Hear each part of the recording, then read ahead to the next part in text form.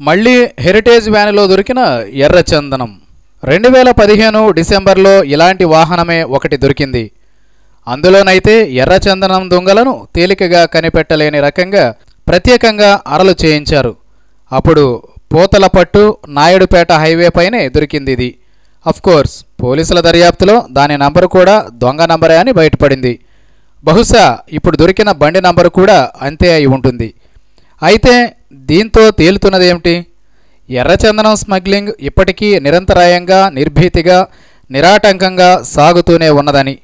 అప్పుడప్పుడు ఇలా ఒకటో రెండో కేసులు బహిరంగం అవుతున్నాయే తప్ప అసలు దందా నడుస్తూనే ఉంది.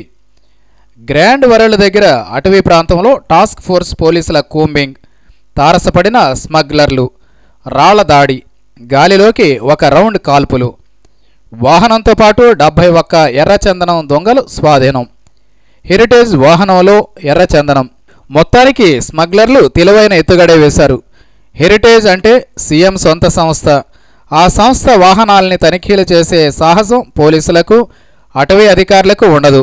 సో ఆ పేరు పెట్టేసుకుని అవి హెరిటేజ్ వాహనాలే అన్నట్టుగా ముస్తాబు చేసి వాటిల్లో ఎర్రచందనం తరలిస్తే ఇక ఏ ఢోకా ఉండదు. ఇది ఐడియా. కాకపోతే వాళ్ళు చేసిన తప్పు ఎక్కడ అంటే గతంలో 2015 డిసెంబర్లోనే కొందరు ఈ ఎత్తుగడ వేశారు, కానీ అడ్డంగా దొరికిపోయారు.